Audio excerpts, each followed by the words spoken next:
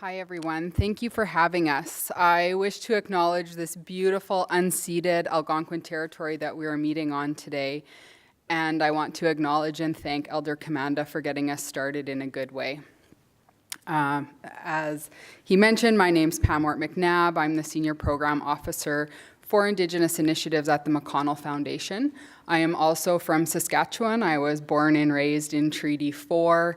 I am of Ukrainian and German ancestry, and on my husband's side, I am adopted by ceremony as an Anishinaabe Cree person. And so my in-laws and my husband helped to shape this way that I walk forward in a reconciliation space. And so before I introduce Tanya, I'm going to tell you a little bit about the McConnell Foundation.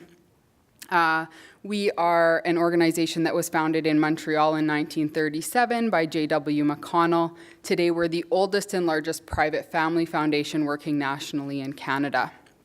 To give you an idea of who we are, for the first 60 years, McConnell focused its philanthropy on the city of Montreal. It was a vital part of the city and supported universities, hospitals, poverty reduction, and youth-serving organizations. It was a conventional charitable foundation.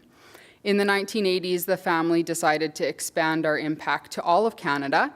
It developed national programming that focused on areas such as community economic development, strengthening the environmental movement, reducing urban poverty. The foundation began to learn about taking innovation to scale and working in complex domains. Today, we remain focused on supporting an inclusive and sustainable and resilient Canada through social innovation. We have active initiatives focused on the environment, sustainable food systems, child and youth mental health in schools, social innovation tools in post-secondary, innovation in cities, and reconciliation. Our first grant with an Indigenous focus was made to McGill University in '98 to conduct a study on diabetes in Ganawage. The first grant to an Aboriginal organization was made in 2003 to Cindy Blackstock's organization's First Nations Child and Family Caring Society to support her work around developing a workshop called Caring Across Boundaries. The purpose of this work was to introduce Indigenous communities to the ways of the voluntary sector and the voluntary sector to the history of colonization, the residential school system, and contemporary realities of Indigenous peoples. We are privileged to continue our relationship with Cindy and her work today. In 2006, the board directed the foundation to develop an Aboriginal-focused granting program with a particular emphasis on youth. Over the next 7 years, the foundation made several contributions in this field, spearheading the Ashoka Changemakers Initiative in Aboriginal education with 20 Aboriginal organizations and foundations, providing a $1 million grant to establish the Inspired Institute for Indigenous Education, and supporting the Active Circle Sports Program. In 2008, we co-founded the Circle on Philanthropy and Aboriginal People in Canada. In response to a growing demand for change and building on our initial success, the Foundation's trustees decided to make reconciliation in Canada on a broader scale a priority for our foundation and created the McConnell Reconciliation Initiative. Since then, the Foundation has led work in several areas, including increasing the number of organizations and networks active in reconciliation, participating in collaborative funding partnerships, supporting innovative platforms for change, and continuing to support social innovation and social finance through our Indigenous initiatives. As you've likely noticed, the areas that we work in are wide-reaching. We believe that by working together to address the legacy of our shared history, Canada will become a more inclusive and resilient country.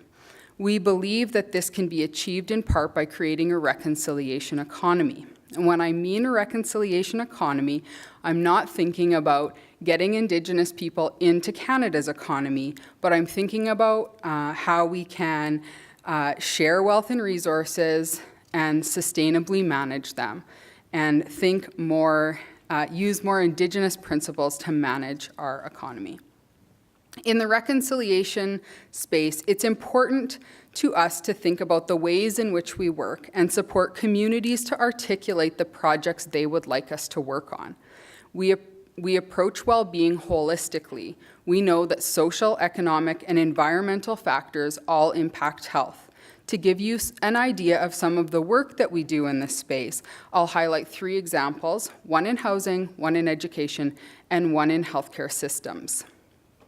In education, at the close of the Truth and Reconciliation Commission, the Foundation, along with many other partners, made a commitment to increase the take-up for Indigenous kids with the Canada Learning Bond.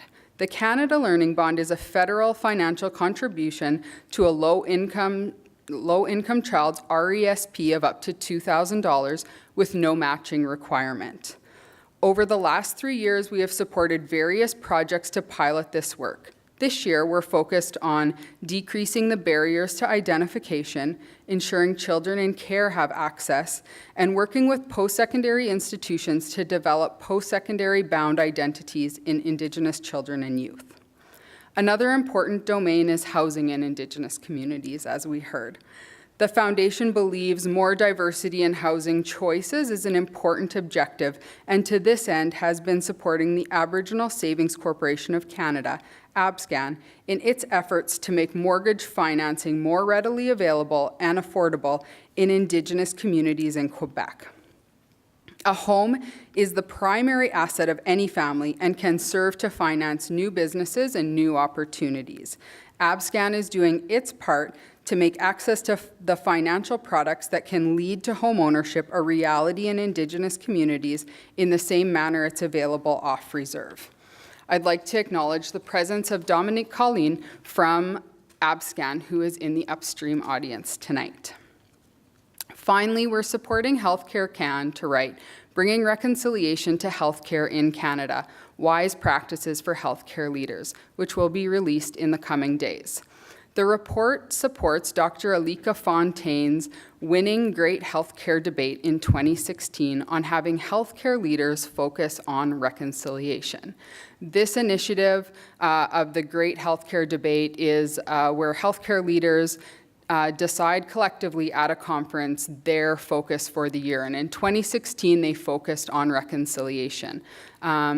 And last year, they carried that through with a talk from a number of Indigenous people on what reconciliation looks like, and it will be followed by this paper. I thank you for your attention and the opportunity to share with you some of our work in this area. It's now my pleasure to introduce Tanya Talaga. Tanya has been a journalist at the Toronto Star for 20 years, covering everything from general city news to education, national healthcare, foreign news, and Indigenous affairs. She has been nominated 5 times for the Michener Award in Public Service Journalism. In 2013, she was part of a team that won a National Newspaper Award for a year-long project on the Rana Plaza disaster in Bangladesh. In 2015, she was part of a team that won a National Newspaper Award for Gone, a series of stories on missing and murdered Indigenous women and girls. She is the 2017-18 Atkinson Fellow in Public Policy. She is of Polish and Indigenous descent. Her great-grandmother, Liz Gauthier, was a residential school survivor. Her great-grandfather, Russell Bowen, was an Ojibwe trapper and laborer. Her grandmother is a member of Fort William First Nation. Her mother was raised in Wraith and Graham, Ontario. She lives in Ontario with her 2 teenage children. Please join me in welcoming Tanya.